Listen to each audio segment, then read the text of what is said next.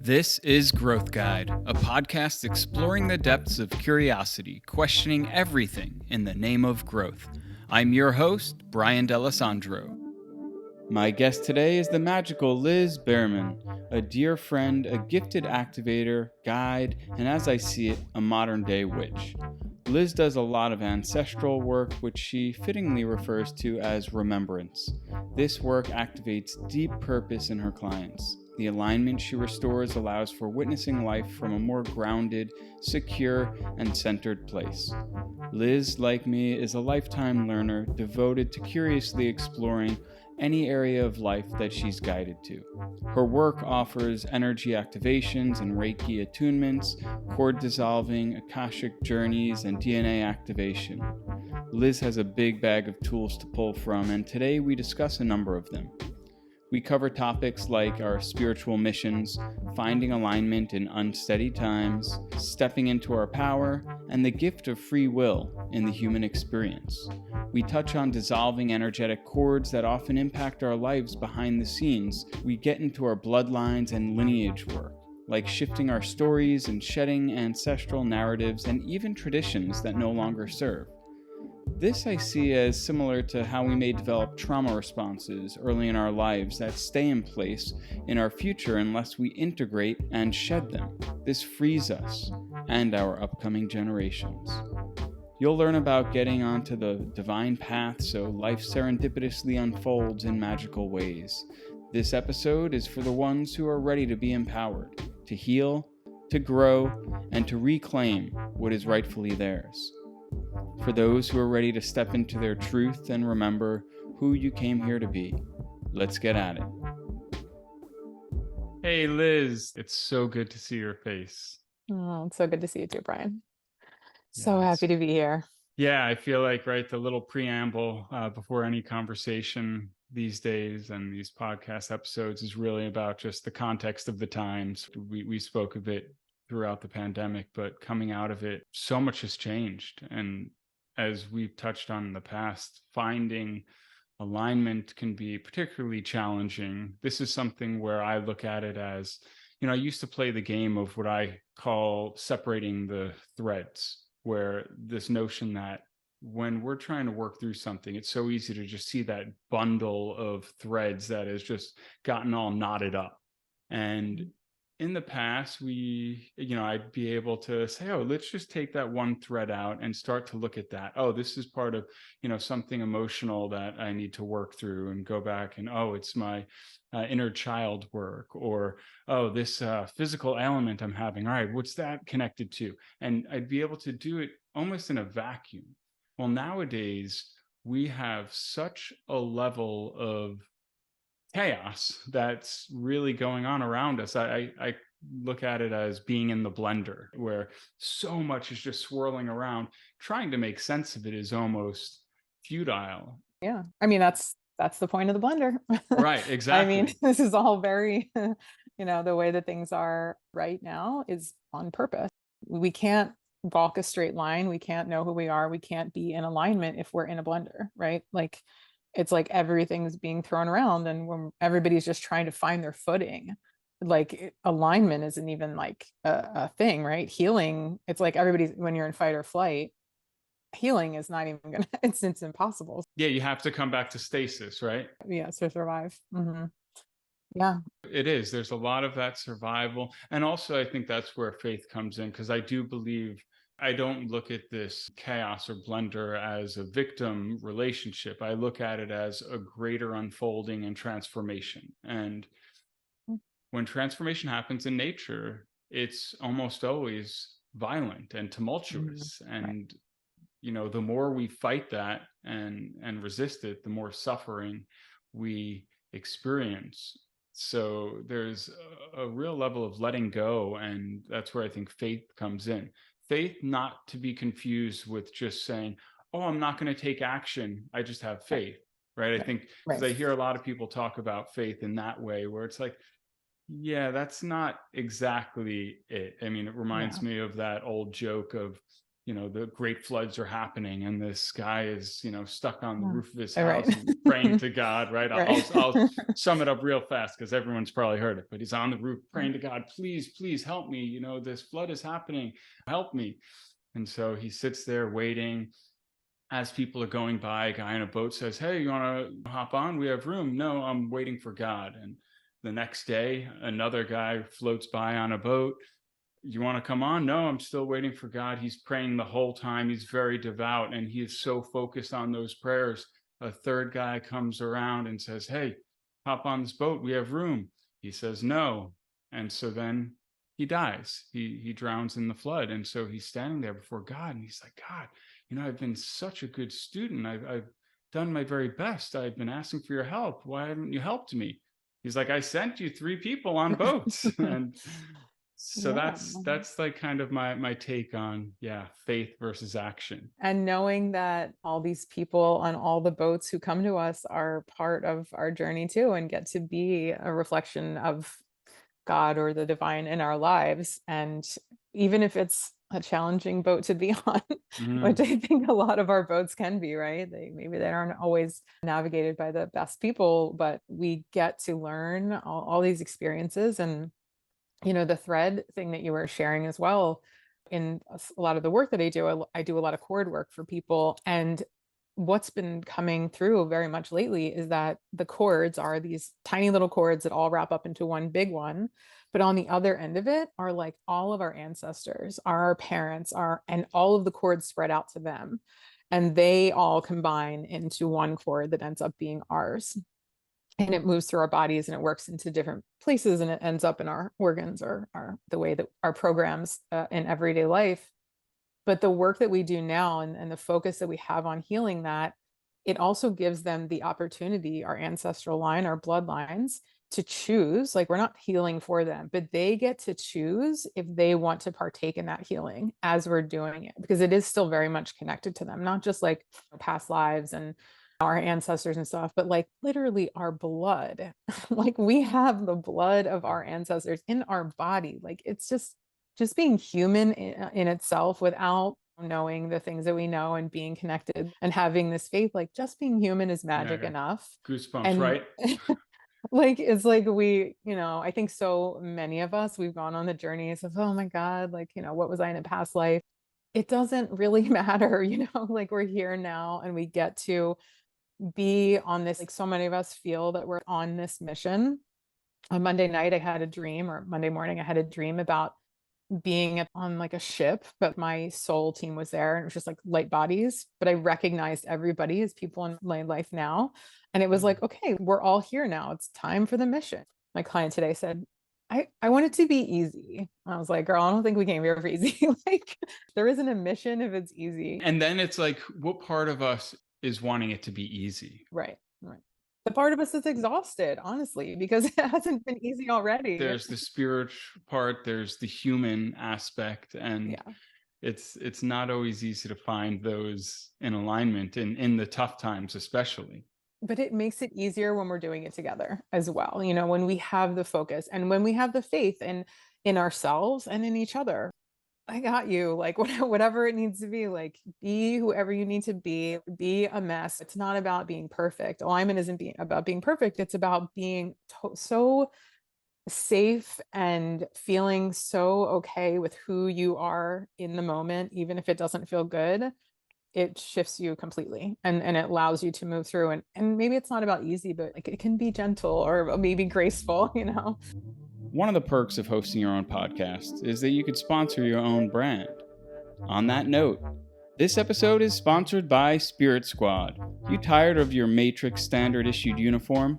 Have you pulled the thread and need some new ones? This calls for some 5D level ascension gear, such as our 432Hz classic hoodie and our Resist the Program Third Eye Kitty tee. Spirit Squad's got you covered. From ceremony gear to pre-ceremony gear to post-ceremony gear, we have anti-ceremony gear too. Are you raising consciousness while little ones are raising hell? We have the perfect gear for drop-off, pickup, and serving in the 3-foot kingdom. While you're at it, Spirit Squad has mini sizes, like our Feral Child shirt, strong enough for your little, yet sends a message to the fearful and weak. Give this one some space. Grab your Spirit Squad gear now at spiritsquadsupply.com, and welcome to the rebellion. It depends on how much we are willing to heal, how much we're willing to let go of. As we undo those threads and we focus on each one, it's like, how much of this have I claimed as my identity, and how much of it am I willing to let go of?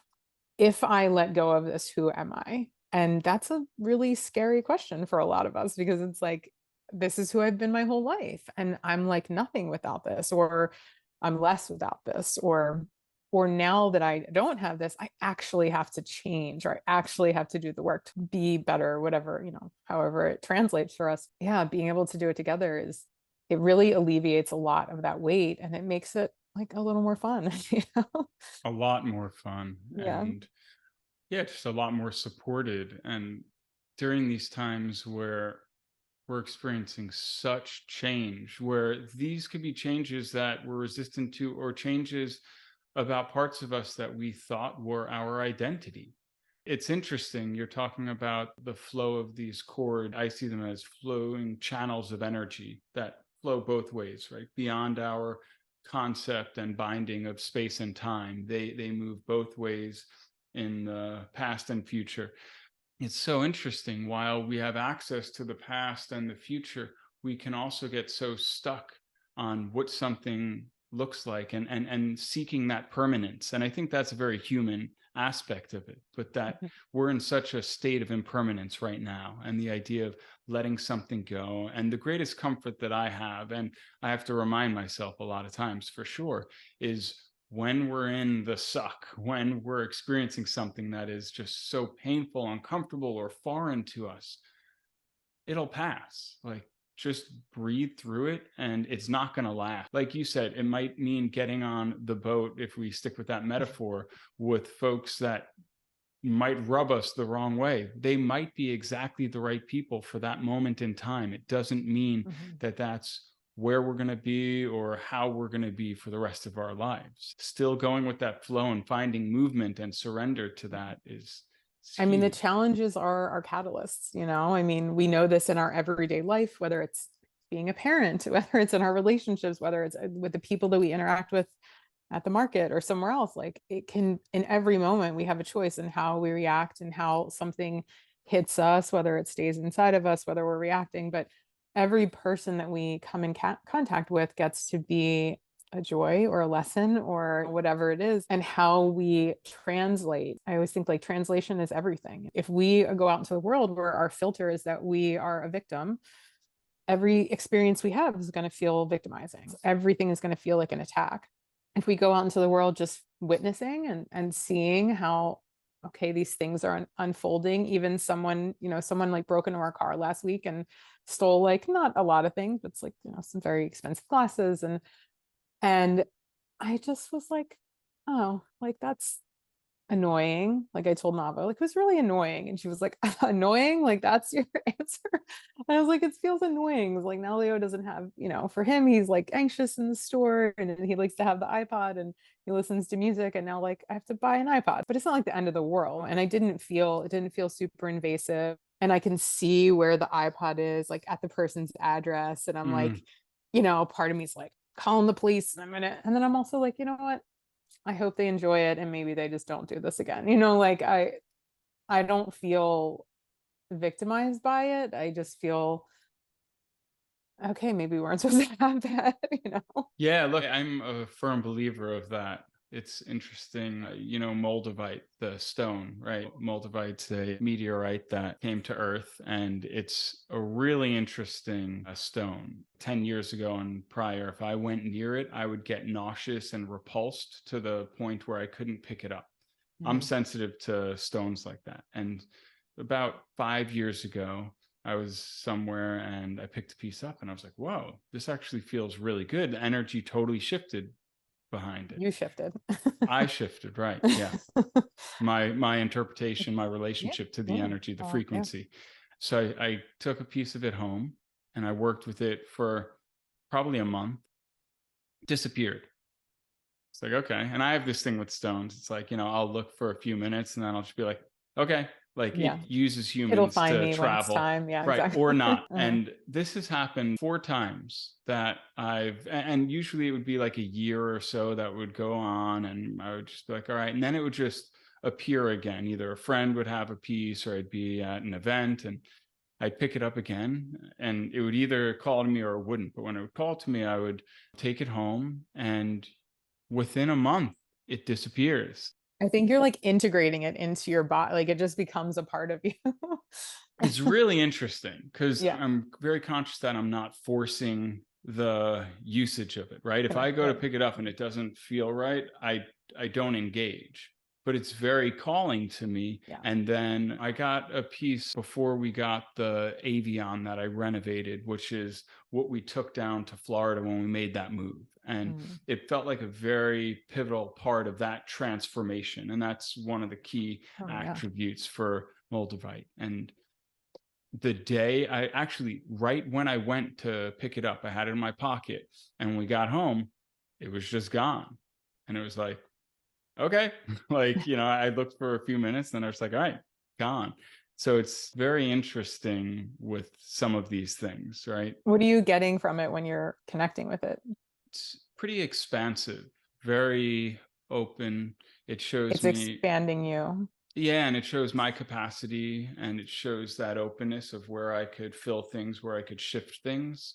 Mhm. And whenever I work with it, I'm very mindful of what the intention behind it is. Yeah. Yeah.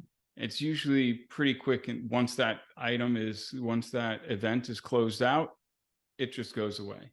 Yeah. I think, especially with galactic based energies like that, we aren't meant to be with it too long. It's like we're here now, and even though it's made its way into this dimension, it really can't exist in our field for too long with us like constantly working with it. So it's making its way out when it's time, which makes a lot of sense for the work that you're doing. It So makes total sense. And when we just let go of this idea of ownership or right, control attachment, and attachment, and that's so much of what we are experiencing. everything, right? Whether it's our systems, whether it's the people in our lives, whether it's the programs that we've been running, whether it's how we see ourselves, ancestral programming, just childhood stuff. It is the attachment of this is mine, this belongs to me, whether it's how we see ourselves, right? Like self-worth, stories. I mean, this is things that we've talked about before, but it's like, are our ancestors' stories our stories? It can be our history, but it's not our personal experience unless we choose for it to be our personal experience. And it's like, how much do we heal so it doesn't have to be our children's personal experience as well? Those are free will choosing whether I'm owning this or I'm aware of it. It happened. Sorry for that.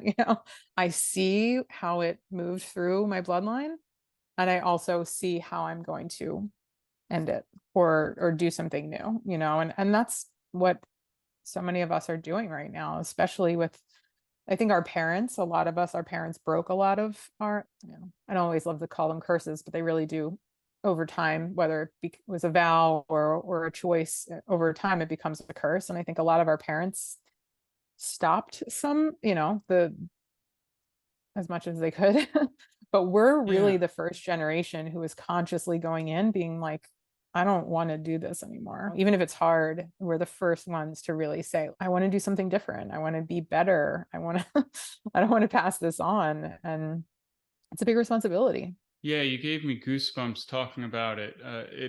It made me for the first time really see the fractalization, the rippling between our own personal work and how we have to integrate things that we develop within ourselves as survival mechanisms or coping mechanisms as the same in our lineage and what we inherit. So, for instance, when I was younger and was dealing with anxiety, I remember when I was working with a business coach, and he, for the first time, said, hey, what if you actually, when you got that anxiety coming up, instead of fighting it and pushing it down, what if you greeted it with love and kindness and honored it, thanked it for its purpose of why it exists, right? That anxiety was here to protect you from a situation when you were younger that didn't serve you. Now Mhm. you're able to handle it. And so Right. this gave the freedom of shedding or letting go of Right. something, but at the same time, it's not labeling it as bad, it's not fighting it, it's honoring it. And the same thing with lineage. We have these different aspects of lineage that we carry because they served our lineage at some point in time, and we carry these with us. We're allowed to let them go, we're allowed to shed them. This actually reminds me of something that you're deeply influential on in our life, was circumcision. Mhm. Right, this is something as Jews we, Nava and I spoke about, and in fact we hadn't even really thought about it when we were pregnant until you brought it up, and we were like, oh shit, we need to think about that. Right, it was just a given, like, all right, you're Jewish, when you have a boy they get circumcised. I mean, I was asking you, like my partner actually was like, ask them why they do it. Maybe there's some magical reason that we don't know about. Because my baby, my boy, was telling me like, I don't want to be circumcised, and it was never something I had even thought about. I'm like everybody in my family, it's just you do it. My mom was like, oh, let the dad decide, like the normal, but we don't have any religious reason. Hmm. And Justin's like, well, maybe there's some magical reason we don't know about. And I was just like, all right, let me ask Brian and Nava, because we were magically pregnant at the same time. And your Nava's answer to me was like why I was like, absolutely not, and it wasn't, again, I guess you guys hadn't thought about it, but most of us don't think, right? We don't think like why we're doing something. Those are the programs. It's just you just do it, And that comes with the present moment of how we make decisions, but also thinking about what's influencing us from the past, both within our lifetime, but also from lineage, and Mhm. just that gift of being able to really consider things. And if we're not happy with how it's working, make a change. Right. And what was so interesting with this one was, we real quickly, as we look and answered that question you asked of, all right, why do we do it? Well, all right, in the modern world it's sold as the in the medical community, it's cleaner, it's healthier, which most of that is misproven when you do your own research really quickly. There's no Right. real good data. I mean, as long as you have good hygiene, this is a non-issue. And there are clear benefits of not being circumcised as well. So for that part of it, it was like, okay, so that one doesn't really hold up for us. Then looking religiously at it, and this was really hard for Nava's dad because he's very religious, and he sees it as a lineage of passing this devotional aspect, this ceremony of basically marking yourself, wounding yourself to show that you are in service to God. And for him, we broke this lineage, and it Yeah. was a very big decision in that regard as well, but we still had to do it because at the same time, our belief, our experiential belief, not religious belief, our experiential belief is that we are one with God Right. and we are children of God.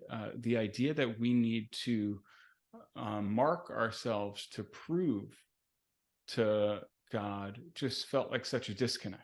I mean, even the idea of passing down a wound, which is exactly what it's doing, and especially for men from such a young age, was just like at birth, separation, instant from themselves, from the mother, in that pain.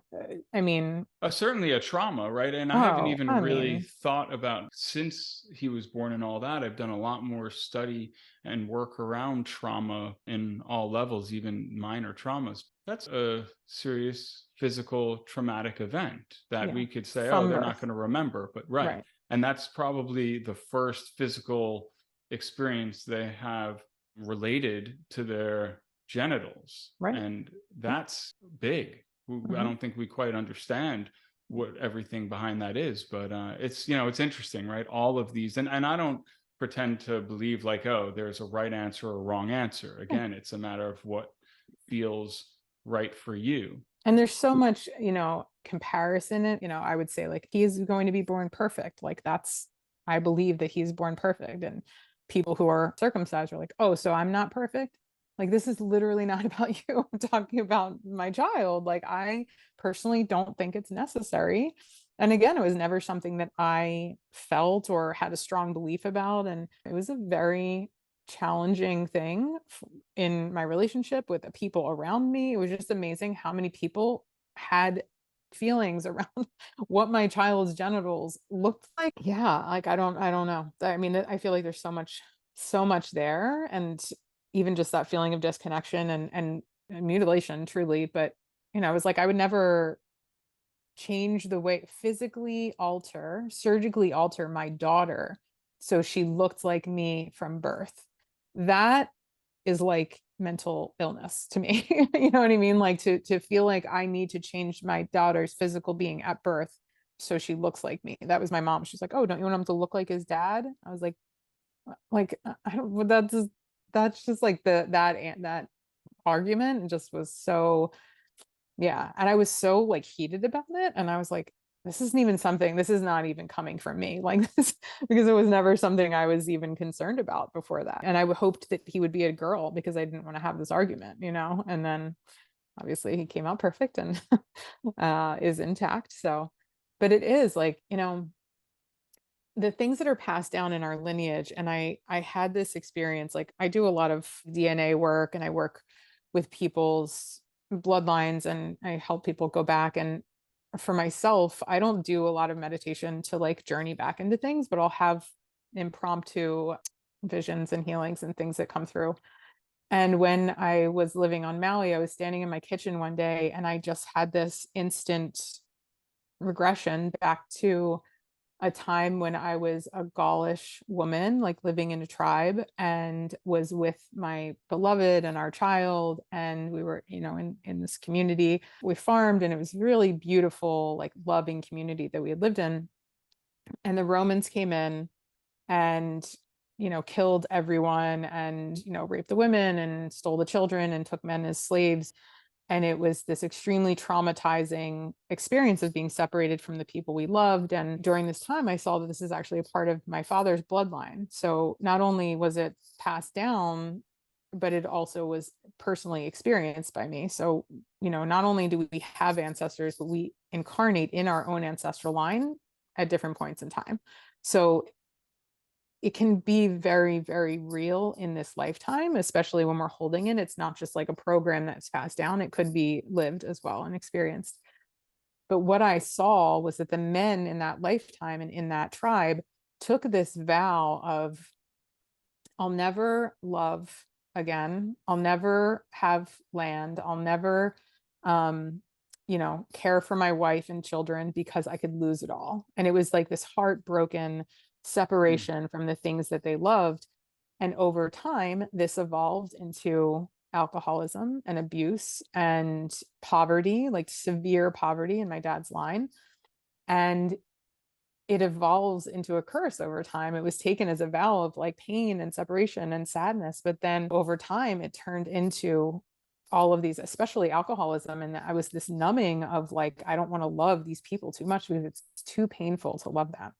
And I saw that in my grandfather and my uncles. And, my dad didn't drink, but he carried those memories. My dad ultimately, ended up taking his own life. And because he had these memories of not being enough, just feeling so afraid of his own love and his own feelings for his, and he just adored us. He broke a lot of those vows that had been taken, but still carried the pain of this separation. And it was such a beautiful thing to see, very painful thing to feel.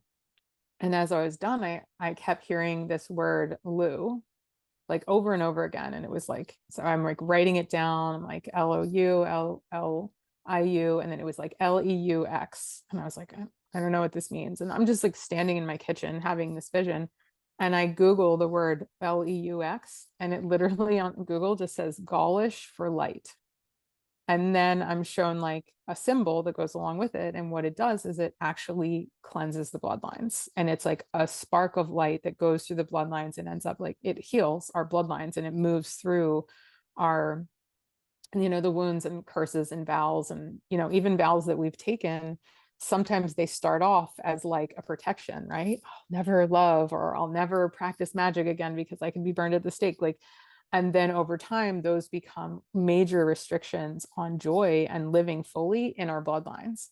So clearing those or writing new vows to ourselves, to our children, to our bloodlines, to our ancestors is a really beautiful way of like getting back into alignment of just like feeling the joy of being human in our fullness. And in the world we live in right now, as upside down as it feels, we are actually allowed to be anything that we want.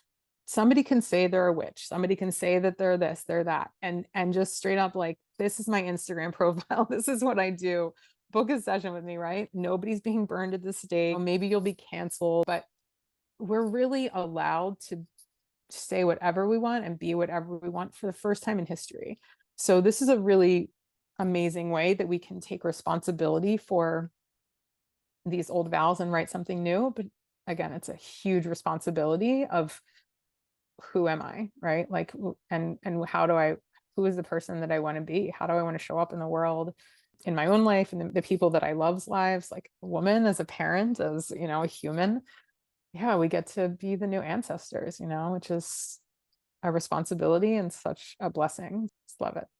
And on that note, what are some other ways, methods, tools that you see to come back to that alignment? Because we touched on the fact that we are in such an unstable and chaotic time. How do we find that alignment? I mean, it's just getting quiet. I'm just going to move from this window really quick. Sorry, right. You know, I just took like my first vacation in 6 years, you know, and I turned off my phone for 4 days and I read a book, and it was such an activation. And it's just those moments of like remembering, like our energy is spread out so much right now, right? Like whether it's a phone, emails, Instagram, whatever anybody's investing their energy into, that it's really hard to remember who we are, or what we believe, or what we actually feel, because we're constantly being like attacked with all of this. And then this like, oh my God, is it wrong for me to feel this way? Like, is this bad? And I don't think anything we feel is ever wrong or bad. I think it's a feeling, whether it's something that's passed down, something that we've been feeling for a long time, something we were brought up with, and it can be a lesson to like evolve out of that. But I think it's just like accepting ourselves in every moment for exactly who we are is the catalyst that allows us to evolve like quicker and faster.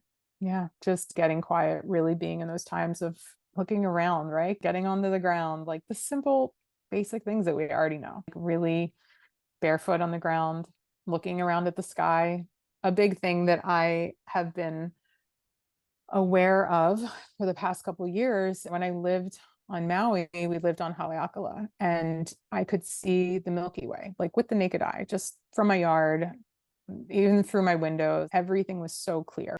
And I could see the constellations, and I could see the movement of the planets, and I could tell which planets were which. And I downloaded a few apps to see what was where, and nothing was lining up with the current astrology. It was one sign back, usually, at least, if not, total opposite, depending on what it was. And I just started questioning this, just asking people like, why is it saying this instead of that? And all of my astrologer friends would say, oh, well, we use a chart. We don't use the sky. And I was like, that seems really out of alignment. Like, if the astrologers who created this at the beginning of whatever, right, knew that the astrologers today did not look at the sky to track what was going on, just kept seeing like the emperor's new clothes. If you don't open your eyes and see what is right in front of you, how can we be in alignment? I think that was one of the hardest. Like, it changed my entire birth chart, it changed so many things. And even that, this is who I am. I'm this sun sign, I'm this moon sign, right? We get so attached to that identity of this chart. Yeah. If that changes, that, like, everybody knows their astrology. Even my dad would like look in the newspaper at his like sun, horoscope, right, or whatever. At least the sun sign. Yeah. If all of that changes, that allows us, right, if we reconnect what is right in front of our eyes, whether it's the water, the ground, the trees, especially the stars, right? Like, they are our guiding, they're guiding us. And if we're not looking at them, if we're looking at a chart that is literally 2,000 years off, how can we be working with what's right, what's available to us at the moment? For me, that's probably been one of the biggest tools. I've only found a few astrologers who work with the true sky as it's actually moving. It makes it really hard to see other astrologers not doing that, and they're very protective and do not at all like to be questioned.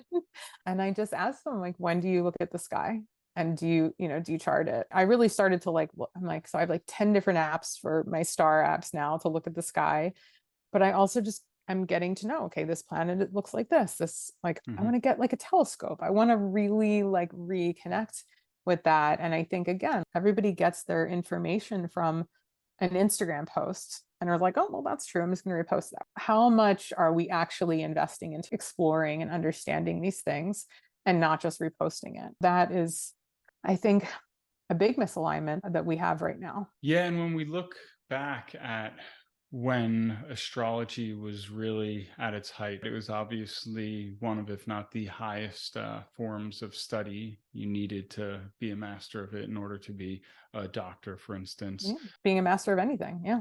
Astrology was woven into it. So let's put ourselves back there. You were living, the context of it was living in alignment with these larger natural laws and governing forces because you were in simpler times. Just take the aspect that at night, you didn't have the light pollution where you could actually see it and it was ever present.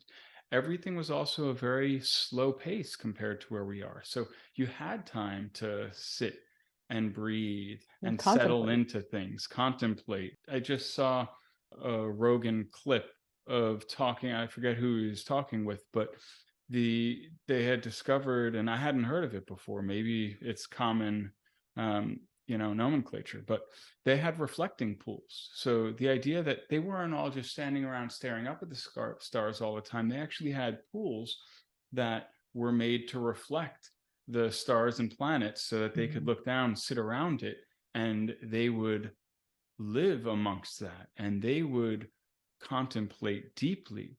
And this notion that we don't have time for that anymore, but also that we are living out of alignment with our history. This also comes up when we look at all of the civilizations. And I know you've done work around Atlantis, which I'd love to go into. But when we look at how off the timelines are, I mean, I'm a big fan of Graham Hancock and Randall Carlson's work on this topic.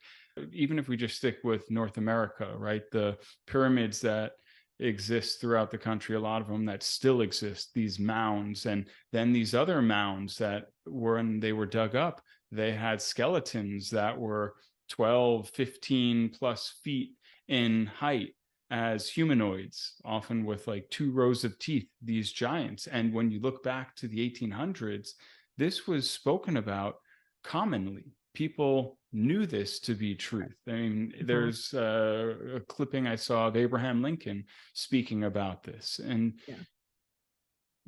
first off, how did we become disconnected from these versions of the truth? And secondly, why?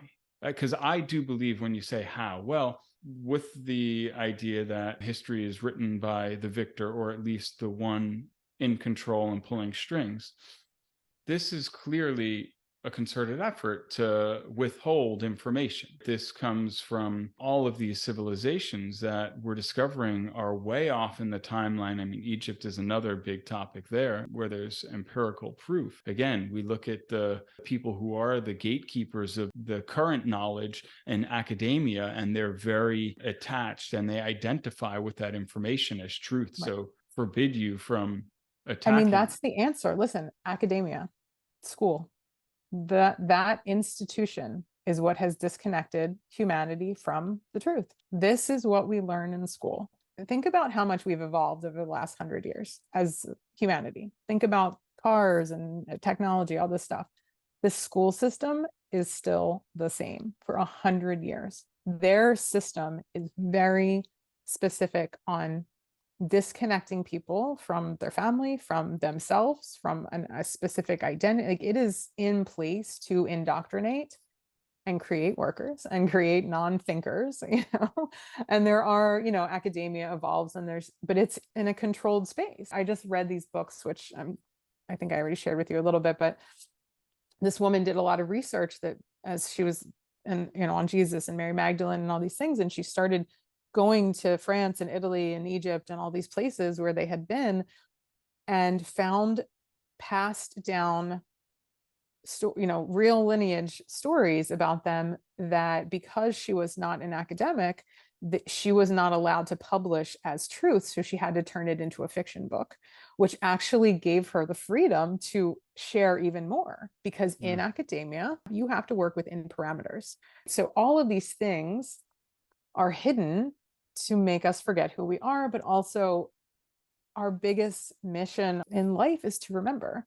And that's the whole journey, is like, we can choose. And it's again, a choice of not, like divine sovereignty. I'm like, how much am I willing to remember? How much am I ready to remember? And those, whether it's speaking on Atlantis or having these like knowings of like, oh, I remember this, not because of anything, and when I became pregnant with my son, I was shown like, you can't read any more books at all, whether it's to learn something, like I couldn't read any baby, like nothing. It is about remembering.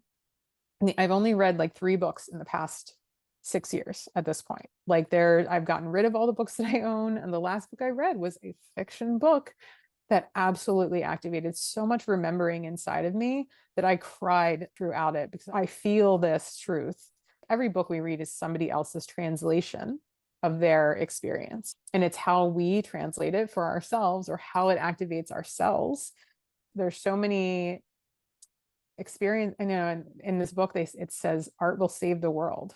Art is, we get to experience, Botticelli, like these, or even churches where we go in and we get to experience the love, the faith, the experiences of this artist, but also our translation of it and how that affects us on a very deep cellular level. And there aren't words. Language is so, again, on its own, extremely powerful. But if I hear the word love, and I grew up in an abusive household, love feels abusive to me. If I hear the word magic and I was burned at the stake, magic is bad, right? Yeah. Language is always going to be a translation of a person's personal experience, where a visual experience, going and looking at art, or going into a building that was literally built as a power center, whether it's in Egypt and going to different temples, the feeling is what is the activation so much more. And there's a science behind there too. We have to go into this, right? Because it's easy to be like, wow, yeah, through these different cultures, they had these amazing buildings. This wasn't by accident. This is by divine design and an understanding of sacred geometry and using materials generally to elevate consciousness. This was done through Egypt and so many cultures before. This was done through the reign of the Catholic Church and all of these amazing churches and temples and mosques. I mean, all different religions, where these are divine structures that are looking to connect with that divine element. And they understood, and this is still understood. It's gate kept, but it exists. And this sacred geometry within how they design this is so powerful. And you have to look at the fact that this isn't happening nowadays as being intentional. It's not by accident that this just doesn't happen. It's not just because it's more expensive. This comes down to the underlying intention behind what the purpose of this container or building is. And I look at words the same way as containers. A word is a container that is filled with the context of the history, the current times, and then it, like Russian nesting dolls, then down to the individual experience and how you relate to that word. And it expresses itself the same way we do with what we build. It's so layered. But you think about that too. There were trained artists and masons. That was passed down in the bloodlines. Absolutely. Think about like everything's like prefab now. There's no art in the building of things. There's no love in the building of things. And also, even if you're in a place, the relational aspect of apprenticeship, where you have the time and space to take on the younger artisans and train them and develop, so this gets passed along. So we have this systematic dying out of these lineages of information and of technology. And when did this start? In the last 100 years. Again, it started fizzling out when they stopped training the artist and passing on not just the art and the beauty of this, but also the wisdom that is in that. This setting the intention. And one of the books I'm reading, they talk about the artists like Botticelli and these other, the one specifically supported by Medici's, and how everything they painted, it was imbued with the intention that the message comes through it. There was so much intention in everything that they did, whether it's building a church, there's hundreds of, however long, I don't know how long it would take, but you look at these structures, the pyramids, all these things, and you think it's impossible for us to imagine how things were built like that, because nobody has the commitment of that any longer. The intention of like, my life's work is to create something beautiful, even if it takes an entire lifetime, even if I die before it's done. That intention is, everything is quick, disposable, and capitalistic. I think if we look at things in the terms of, and there were plenty of flaws with how art was created and the patronage system existed between the wealthy and the church and the artisans, but then it shifted over to more of this corporate relationship where it was corporations who were holding the power. And once that happens, look out. I mean, it all becomes about the bottom line. And look, I do think when you look at any of these structures, they're power structures and control structures. But the way in which masses are being controlled is very different when done through a religious body versus through corporations, especially as technology advances.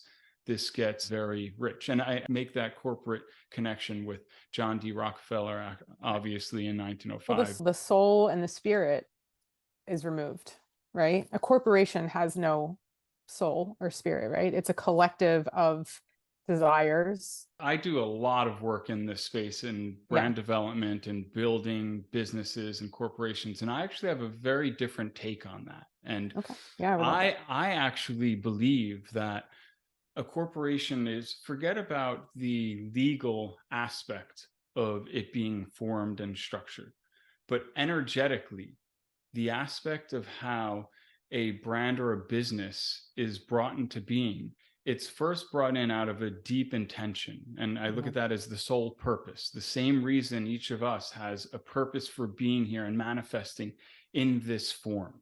Now, it's humans who are injecting this and intentionally creating this purpose within this entity. And then once that entity has its purpose, it has to have its DNA. The same way we take physical form, this has to have something. And so the organizational DNA are the core values. These values govern how the business can pursue its purpose. What is uncompromisable in pursuit of your purpose? Now, I'm talking in a very linear way of how I believe this happens, from energy to feeling to idea to the physical. But whether it's done intentionally or unintentionally, it still exists. And so the same way you can have someone who is working out of service to others in a very loving and intentional way, you could have someone who's working out of service to self in a very destructive way. Same with entities. And so if their purpose is nefarious and governed by values that are predicated on separation or fear or hate versus connection and love and community, it's diametrically opposed, but the same underlying structure. So I do believe that these entities take on their own life force, and they build and they house the individual's intentions within that. So again, it's these Russian nesting dolls. I feel like the more people who get involved, the more it dilutes the intention. Even if it was initially started with, this is our core values, this is this, it's like the more people, the larger a corporation becomes, the more diluted, unless it's like really very like strongly in every person that they hire, right? But again, when it's financially driven, it's all right, people are hired and fired, right? It's really hard to stick to those values as things grow. And again, depending on what the values are, and the soul in which we used to build the world, even whether it's the church or in the beginning, right? The intention was usually some sort of connection. And I don't know how much connection. There's so much more, yeah, like chaotic imbalance, it feels like now. So much more of us have the new intentions and are building together, right? When we're building something new together, whether it's, the vision of a community, which so many more of us are wanting to step outside or learn how to create our own matrix. Dislike that term anymore because it's so broad, and we're never going to leave it.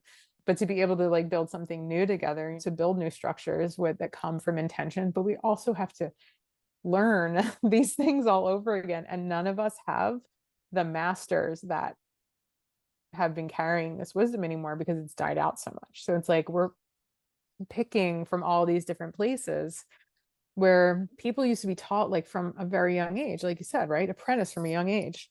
We're like in our 40s trying to figure this stuff out. And I think the flip side on that is, and the beauty, that divine design beauty of it is, I believe that we are here, like you said, to remember.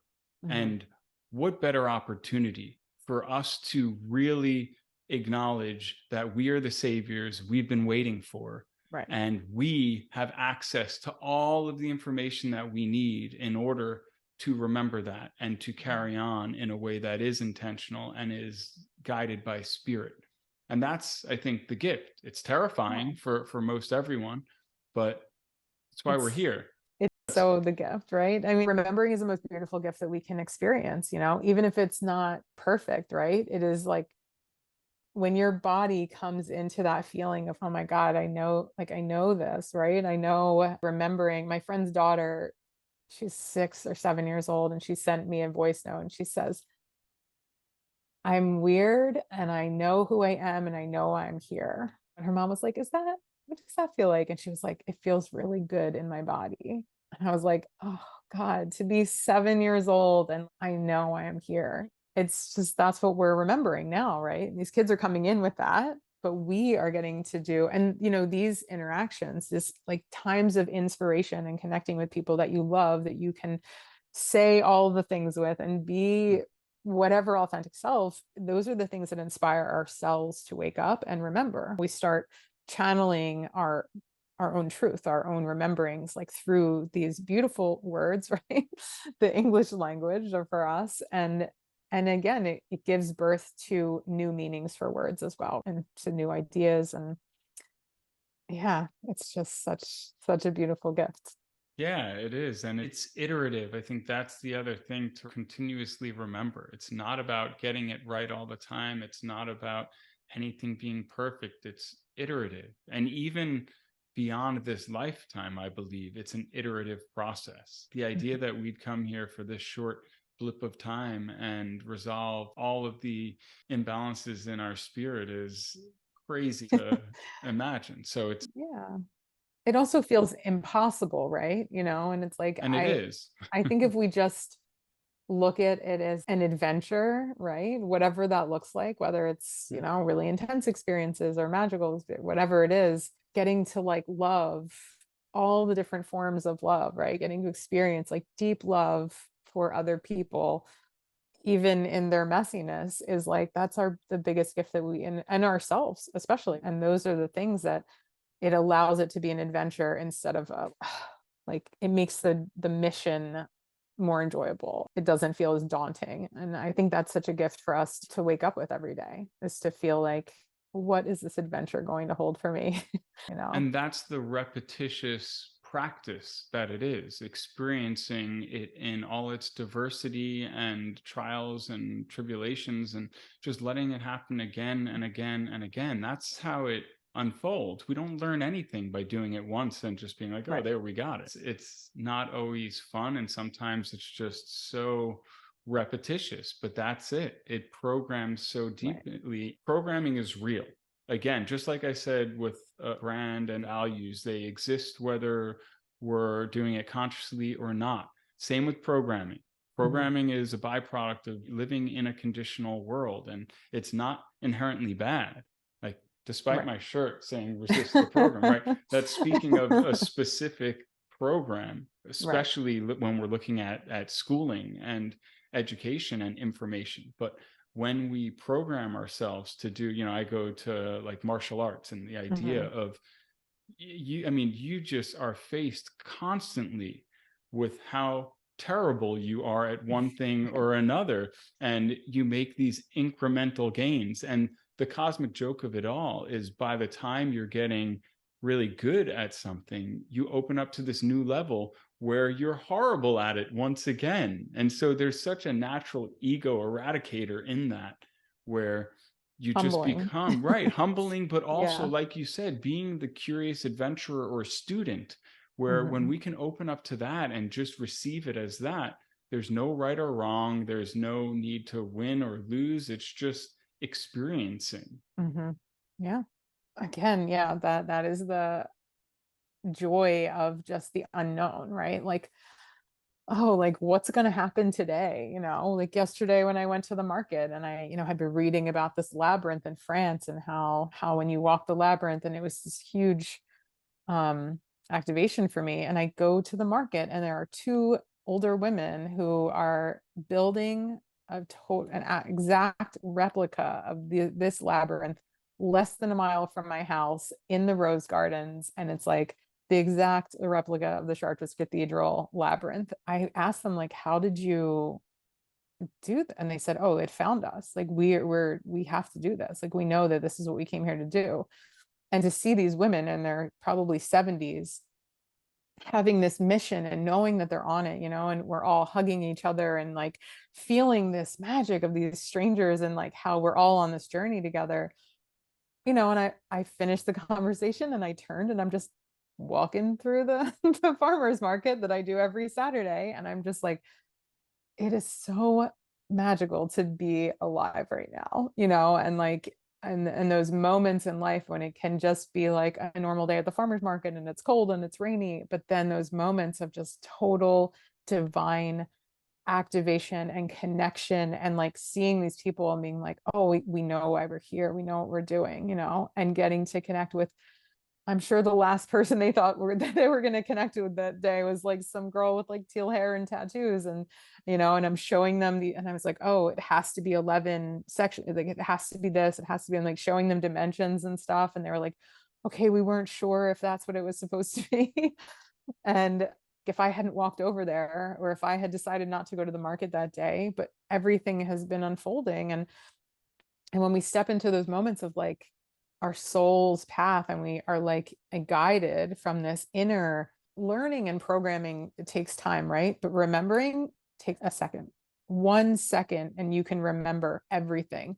It's what happens after the remembering. Like, now I remember, but now my old programs are still there that will tell me that my remembering is wrong, that will tell me that this is an old, that I'm crazy, whatever, right? Whether it's the program of being disconnected again by opening up Instagram the moment I wake up in the morning, right? And it makes me forget my dreams, right? Whether that's like on a soul level, like my dreams and my mission, or what I dreamt about in that moment.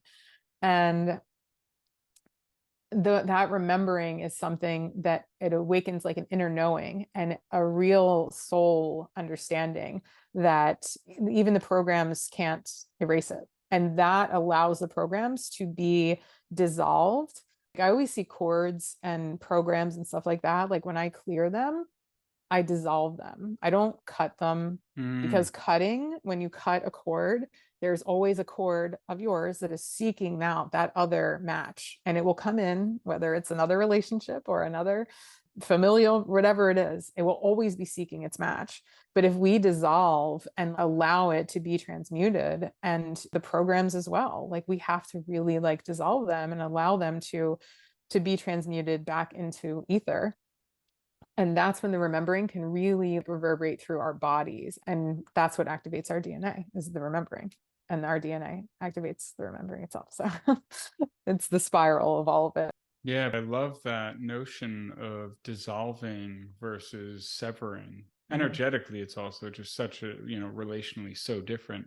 Oh, think about that, right? Even the severing from God, right? The severing is a very violent thing, right? And again, it's about separation. It's about severing versus dissolving is allowing it to go back to ether, go back to source, and allowing it to change form, right? Right. Like that's the thing too. A lot of times when people want to cut cords, I don't want to be, attached to this relationship anymore. I don't want to but 100% of the time we are seeking that out. So our cutting off is not severing the other person. It's cutting off what we're seeking without understanding where it's coming from. I just want it to be gone. It's like, why is it there in the first place? That's what you need to understand. And that's the dissolving.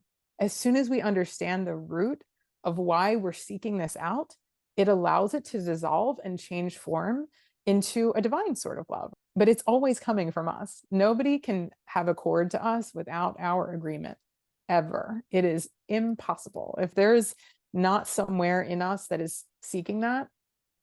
So when, people are like, oh, they have attached a chord to me.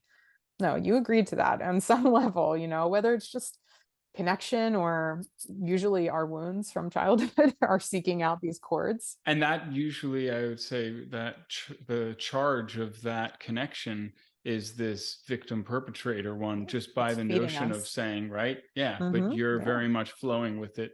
Right. And a lot of that time we get the nourishment from being in that back and forth, right? Where we need a connection, right? We need attention. We're human beings, but a lot of us don't understand how to have that in a healthy way. So we get it in unhealthy ways, and that will be turned into chaos. And obviously we get a lot of connection in a lot of different ways these days, but again, healing that, understanding the root, even if it comes from our ancestors, even if it comes from our childhood programming of this is why we just do it and we don't know why. Understanding the root of that instantly transmutes it and dissolves it and allows it to change form within our beings.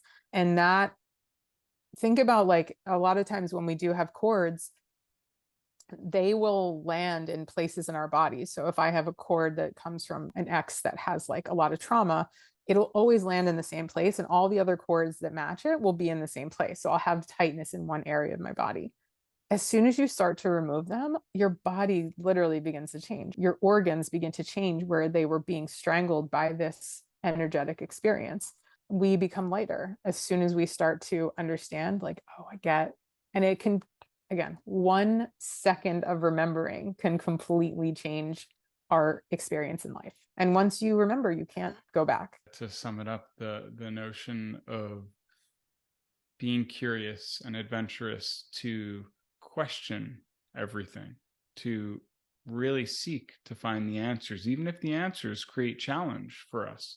It's challenge in the name of growth. And the opportunity there is to remember. And once we remember, we are able to access, but also be more free. We can release things that don't serve us. And that in itself is such a beautiful journey of going back to that. And I think that wonder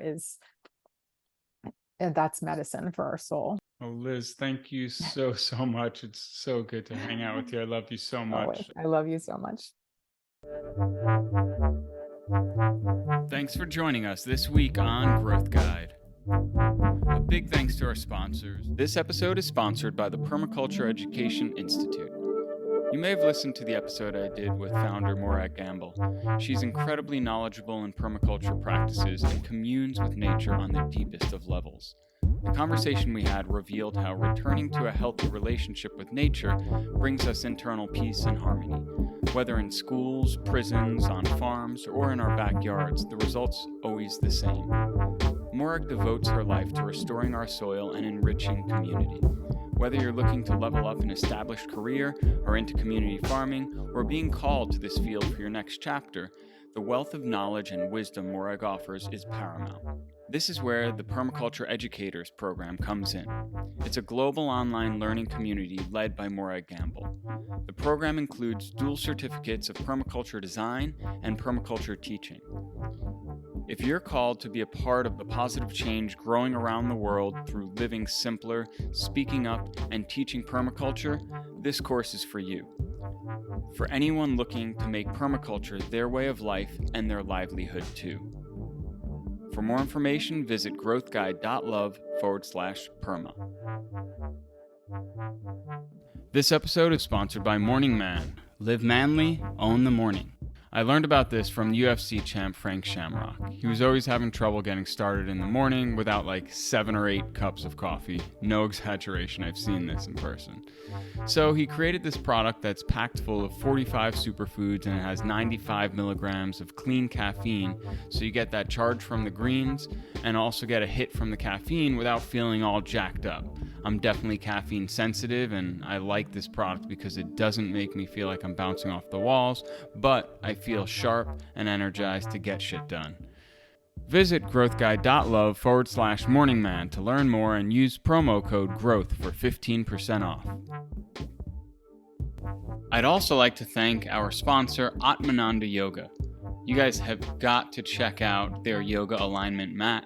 I've been using this for a long time. As you know by now, I've studied and trained with them as a yoga teacher, and the mat is incredible to deepen your practice and to ensure a lifelong injury-free practice. Visit growthguide.love/alignment for more info or to buy. Be sure to use code GROWTH at checkout for 15% off. Make sure to visit our website, growthguide.love, where you can find freebies, exclusive content, and subscribe to the show so you'll never miss an episode. If you found value in listening, I'd really appreciate a rating on iTunes. I can't tell you just how important this is. Or spread the love. Tell your friends, your fam, heck, tell your spirit animals. And follow me on Instagram at growthguide.love. Be sure to tune in next week for our newest episode.